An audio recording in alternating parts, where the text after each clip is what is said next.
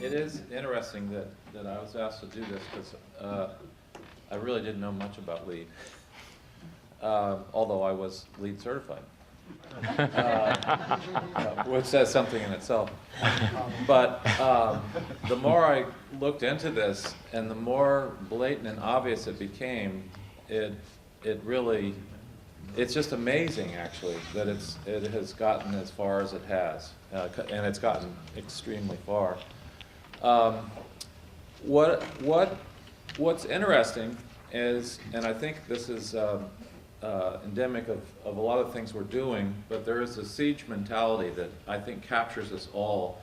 And if anyone puts up a wall, we're got to get over that wall, right? And I think that's what LEED is about, and that's what all the things that we're talking about are about, is getting over the wall. And I think that one needs to step back and get on the other side of the wall and see what's actually happening back there. You know, is it really worth it?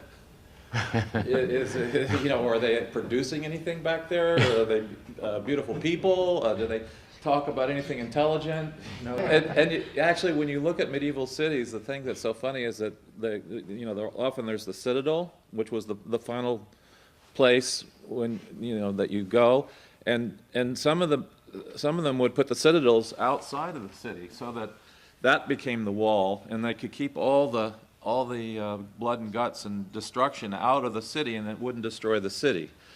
Because as soon as you put up the wall, that's what people have to overcome.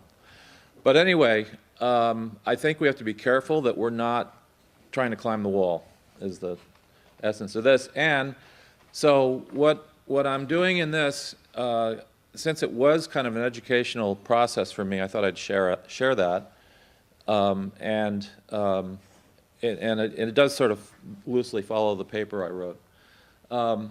Basically, quick history, these are the three guys back in 1993 that sort of got together in the garage and started bashing around these ideas that, the bad nature of our environment, et cetera, and carbon and blah, blah, blah. And they, so not too dissimilar to us in terms of arguing and debating, and by 1998, 5 years later, their sort of things that they were working on solidified into what we now know as LEED. And this is sort of a chart that just shows this incredible growth from 1998 of LEED, of all the projects and everything. But basically, I have decided that LEED projects fall into these two categories. I'm trying to save slides, so I threw this one in. I'll explain in a minute. But basically, it's what Steve Mouzon calls gizmo, with it's lots of glass, it's image. It's really gizmo green. Gizmo green. But it's really more than just gizmo green. It's really image. It's really about what does this look like, and in a funny way, it looks the opposite. I mean, you just can't imagine that you're looking at a building that's all about saving energy. It's all glass, thin wood roof. Not even, there's not even any weight to the roof. Come on, guys, get serious. Or, these things that Kunstler likes to talk about that are, covered with plants. I just put this, and this is my favorite. One of the big categories is parking garages. And this is a LEED platinum. And what's wonderful... Which one is the parking garage? The whole thing. Yeah, right. But what's so funny is that there's no energy. I mean, it's just lights, because there's no heat, no air conditioning, good ventilation, air goes through. And so it's like a slam dunk. You don't have to do a damn thing. You can put incandescent bulbs in there, and you get your LEED platinum. But I mean, it's so counter. Anyway, the other thing that, of course, is coming up, which John, who was here a minute ago, John Norquist, has been successful in battling, is this business that with these LEED buildings often comes these huge parking lots, and they're often out in the middle of nowhere, and when you add up how much gas the cars use to get to the LEED building, it way overweighs the savings of the building. So, and they are often out in the middle of nowhere, because it is an image thing. So the problem started to, and this is what was so shocking to me, is that it wasn't inconsequential people, things, and events that began to identify the problem. And the problem is the performance of these buildings. And this is the federal building in Youngstown, Ohio, and this enterprising reporter at the New York Times went out to do a study on it because the custodians and so forth were complaining about, how much energy this thing was going through. And so she did this whole expose on this building that it didn't save anything at all. It was, the energy use was huge.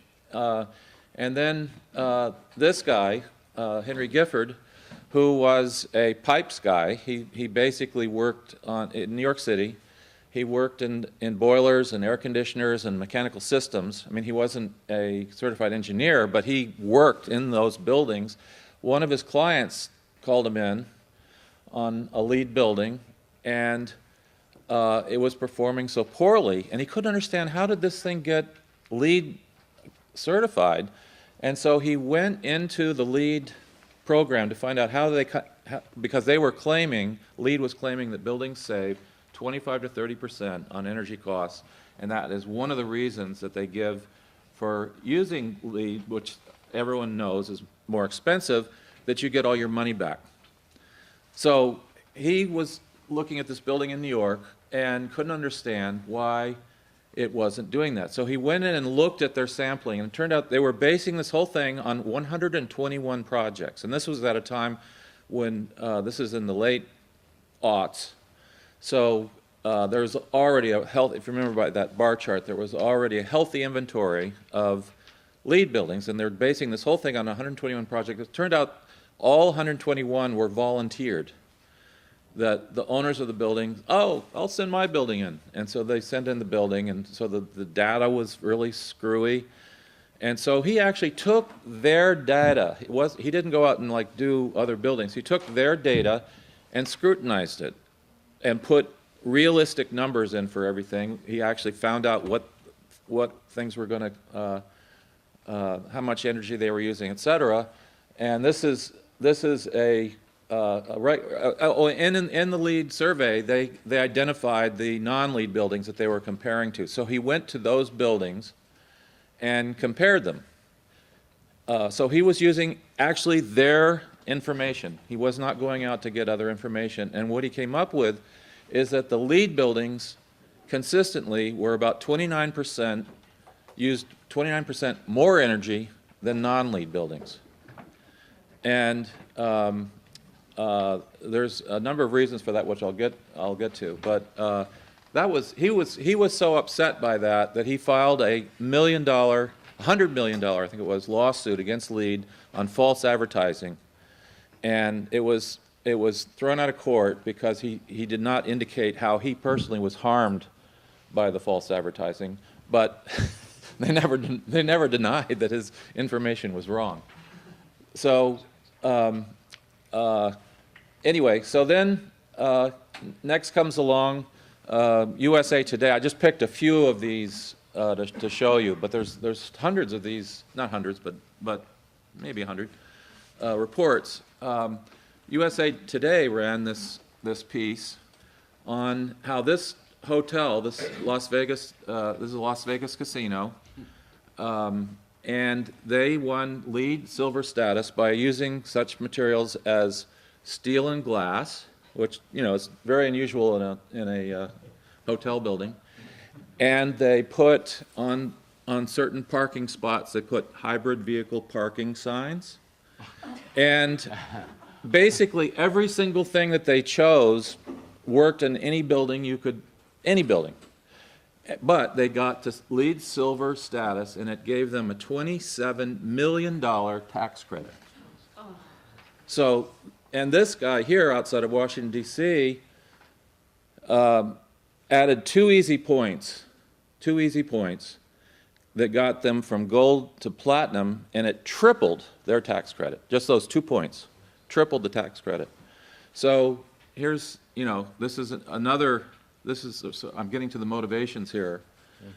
Then this guy, John Schofield out at Oberlin, sat down and did he studied 7,000 LEED buildings and came up with the exact same poor energy use. I mean, so this is not, it's not like these are, you know, small random samples by fanatics. This is what it is out there. And also, these haven't been studied, but school buildings, college buildings. This is a LEED Platinum building, but anecdotes are coming in that they are among the worst performing buildings on college campuses. This one is a highly technical building. At least it looks green. It looks green. All these louvers indoors. I'm telling you, it's all about appearance. And I think that's why the architects like it and they don't like us. By accident last weekend, and I said, what's with such and such? And he said, oh, you know exactly. I didn't even say what it was. And he said that they just don't know how to run the computer systems. In this building? In this building. Who's the architect? Mark Simon. Is this a Mark Simon building? Is this in the British building? Hopkins? Hopkins. This is Hopkins. Look You're up right, Hopkins. you're right. We're not talking about some hick guy in Connecticut. This is the number one architect in the English-speaking And empire. he was willing to admit that it was not performing well, but he blamed it on the maintenance, on the people running the building, that they don't understand how to work the, And this is the Yale Forestry building. You think that they might maybe, can afford a janitor that can run the thing. The Yale Forestry building. They actually have an engineering school there next door called the Sheffield Engineering School. onward, upward. I know you don't want to hear this. The other problem I've noticed in a lot of these academic buildings is that there's the high percentage of circulation and therefore they're very sparsely populated. They may get very high green ratings, but the actual number of humans that are being served is relatively small. But that's not a problem with needs. I know, but this building got very high. I know, but it's not the fault that they have too much circulation. LEED doesn't actually tell you to do it. I know, but one of my points is that they should look at that, Okay. because it's wasteful, right? Why don't you go through the other problems? Okay, we'll get past that.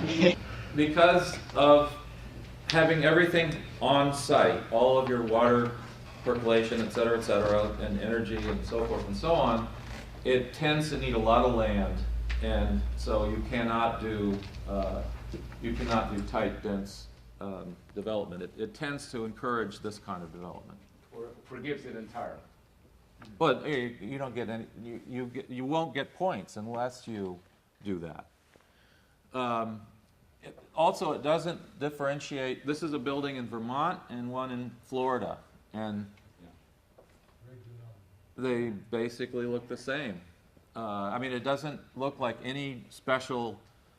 And in fact, you get, if you're building a building in Florida, you get credit for warm conditions that you give to the In building. Florida, it assumes you're going to install air conditioning, and if you don't want to install air conditioning, the whole system falls apart.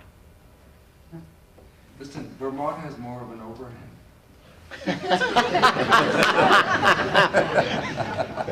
See, right away. The sun is lower. By the way, both of those were platinum. So what I sort of narrowed it down to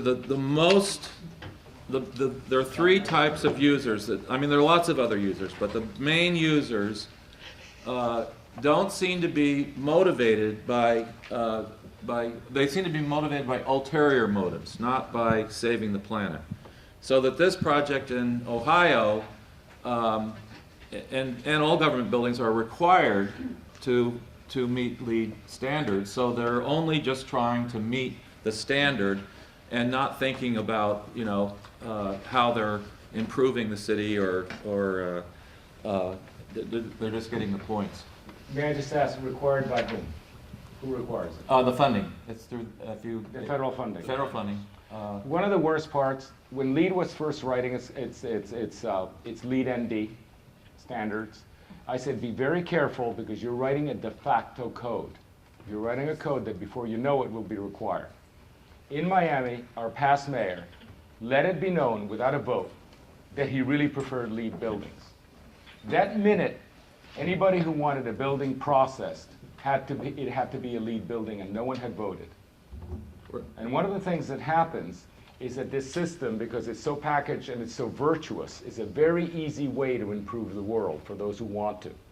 Our way of actually doing smart codes and getting them in and having everybody understand what's happening actually goes up for a vote through a very rigorous local process to go up for a vote.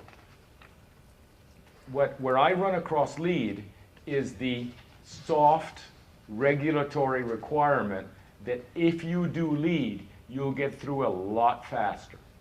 Except when the minute you tell that to a developer, it becomes a de facto law. And I think LEED has to be very careful, because that's not going to go away. LEED has to be very careful what it asks for, because they say, we're optional. You're not really optional in most and more places. You're not optional at all. You have to be careful what you ask for, because people are asking for this, and it doesn't ever come up for a vote. And that's my city, Miami. Well, let me back up and say that in case I didn't say, is that LEED has good motivations and does want to make better buildings. And so I'm going to end up with some suggestions on how that might happen.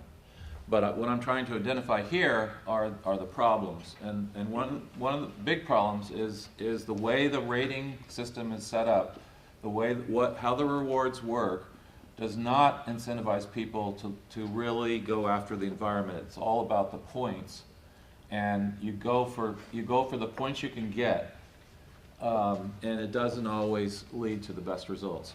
So the one category are where it's required. The second category is where it brings in tax credits, and huge tax credits, as I have shown, which don't yield any. These buildings didn't do anything different than they would have. Maybe they wouldn't have put up the hybrid parking sign in the parking lot, but it didn't really. It didn't say that you couldn't park there if you didn't have a hybrid vehicle.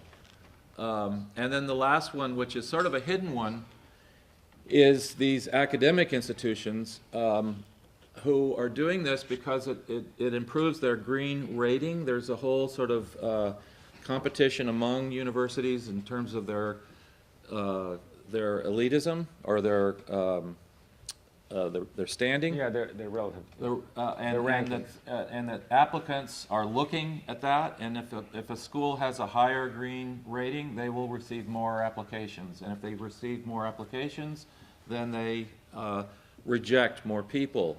If they have a high rejection rate, they receive higher grants, et cetera, et cetera, et cetera. So that's where these people are making money. So again, it's not really about the environment.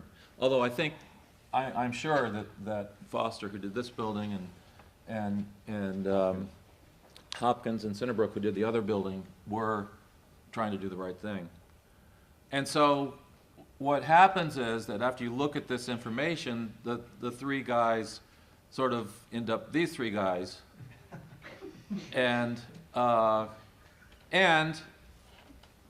so in the same way that I looked over the wall, I'm trying to look and see how is the system used, and how could you go backwards? How could you see how people are using the system and then change the system so that it changes the behavior of the people that are using the system, and maybe even begins to attract, I'll argue in the end, the kind of people who are probably likely to spread the word, who really care about the environment, and the young 20-somethings that would like to be doing this.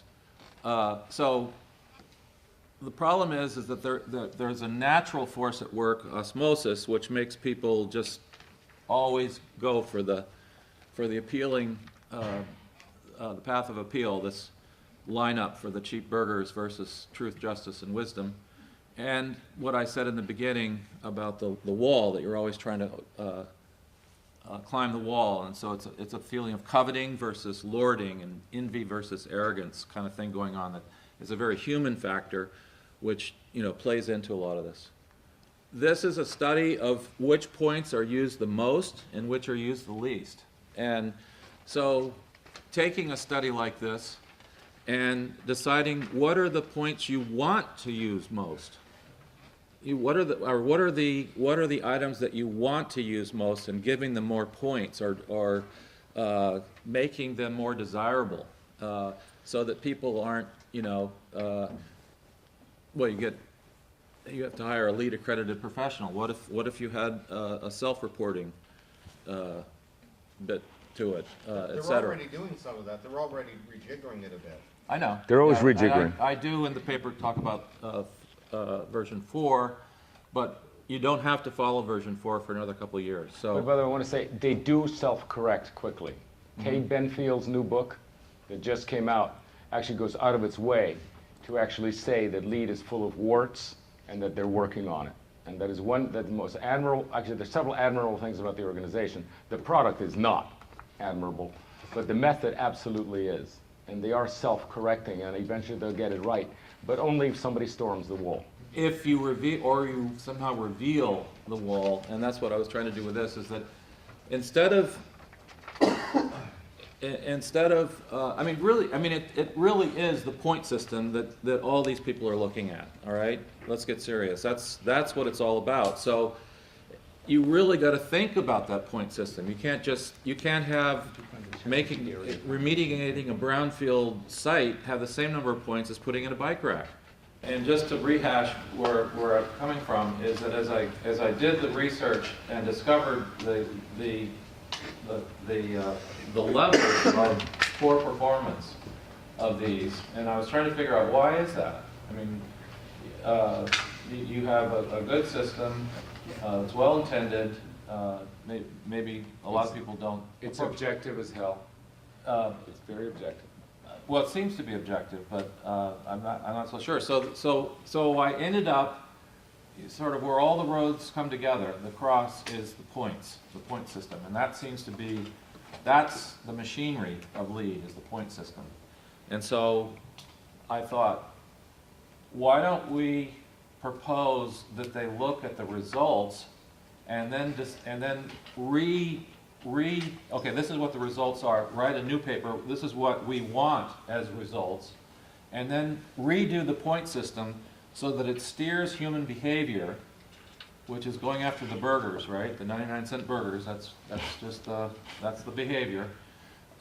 Shape the behavior so that it mysteriously yields better performance. That's my whole argument. So one of them might be looking at, okay, so the non-LEED buildings are performing better than LEED buildings. So why don't we look at non-LEED buildings and see why they're performing better? And what ways are they performing better? And what could we learn? And this is, I defer to Steve on this, who's done infinitely more work on this than I have. Who could offer, and I say in the paper that there should be a component that looks at that. Also, why don't we, instead of rewarding the project with the biggest bells and whistles, why don't we reward the people that have an award? Maybe you can still award the bells and whistles. I'm not saying to not do that. But there should be an award for somebody who achieves really high performance at really low cost. And that would be an instructive project that that could become a trendsetter that could begin to shape the program as they begin to see, as people experiment with this. I mean, it's really useful information that comes back. Also, right now, the people who are using the program most are these guys here that are either going after the tax credits, or they're in government, positions or universities. Big offices. Big offices, they're the big guys. Level 2 are, I call the entrepreneurs, and they aren't quite in the group. The third level are the millennials, but I differentiate, I'm trying to talk about a class of restless and motivated people. Obviously, the people that don't care are another class. And I think that actually, frankly, the bottom level are these kind of people that we shouldn't, when you say small, I'm thinking that it's really a slightly above level of the lowest level, because I don't think the lowest level are the people that really care a lot. I mean, and I'm not talking about income or anything. I'm just talking about level. You know, who is most likely to go after LEED. So I'm thinking this is a group that if we could get them on board, it could infect a lot. You know, it could infect these people. And these are people who want to do it, who are motivated, who have positive lifestyles, and here they are, level 3. And you know, they're the ones repopulating cities now, doing crazy stuff, but it really bespeaks of a positive attitude about life. I mean, it's a hopeful, positive attitude they're having fun, they're excited about it, they're engaging it, they're repopulating our cities, and this is the class of people, or the group of people, I think LEED should really be thinking about how the points could attract these people and really make them... But aren't you really saying this is the kind of people lean should be thinking about when we write our new standards? This is 100% lean. Yeah. And Okay, this group, the bottom group is your activists. This one is the makers, which is one of the groups that Andres has identified. Mm-hmm. The next level up is the professionals, and the top level is the number crunchers. Yeah, these people, these people probably would get involved if it was cheaper. The level 3s? Level 3s. Well, that's the makers. Level 2s. The level 2s, they want a lot more than cheaper. They're the ones that look at the program and think it's idiotic. Really? Yeah, they think it's absurd. You know, some of these things they give points for and stuff, and so they just discount it. So that's what I'm saying.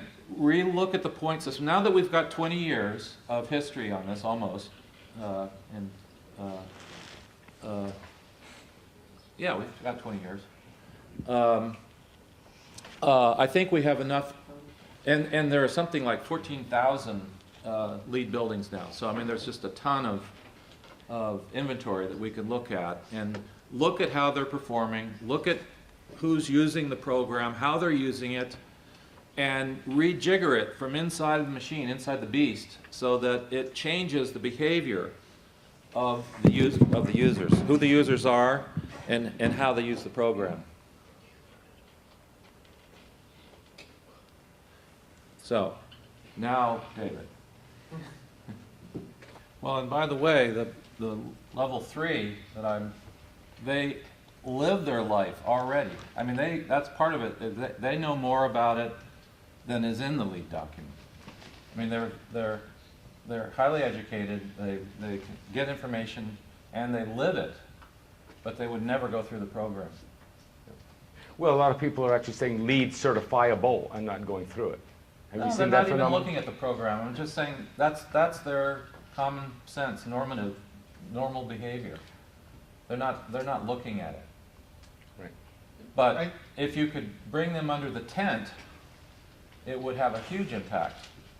There is so much of these people that are attacking them because they want they're either the right-wing, anti-environmental, politically motivated people, or they're people that are interested in promoting their own agenda. And so LEED has just developed a 10-year. Basically everything. So you do have to be very careful if you want them to read anything, you do have to be extremely careful how you go about it. If LEED, so just back to the basics now. If LEED is so clearly and ineluctably has nothing to do with lean, why are we discussing LEED? We're using lean as a platform to correct LEED? Because LEED will never become an implicit code for lean infill, will it? I think that what came out of this for me was that there is a very sensical thing that could happen because it is a good program and it's not having good results. So why don't we make it more results driven? Let me just say that you notice I didn't pick on any particular standard, although I showed how it creates parking and stuff like that. But my only point is that it's not accomplishing its own goals. And if it could lean up by looking in a more common sense way at its own results and its methodologies and recognize that everyone, I don't care what you say about the point system, it's all about the points. And the points are powerful. And the points may be points, but they end up being tax credits. They end up being student applications. They end up being getting your permit. They end up, it's all these externalities that the points relate to. And if you can recognize how people are gaming the system, and that is the common criticism that everybody lobs against LEED, is that everyone is gaming the system. And so that says it right there, that there's something wrong with the point system, that it's attracting misuse. Propose that if net zero could think regionally, how could many units use lower energy by a regional supply source so that they could, and also put the water back into the aquifer in a collective method, you can achieve denser. After many, many years of landscaping, I realized what a seam was. Okay, and a seam is also a point in which you look at things that are outside your immediate area. And what we're really looking at is the launching of the lean idea applied to LEED, applied to CNU, applied to England, applied to bureaucracy, applied to these awards, to lean awards. The seam is not only like a way to limit us, but it's a way of viewing. It's a position of viewing. Lean is a very, very strong idea, as well as a very limited practice.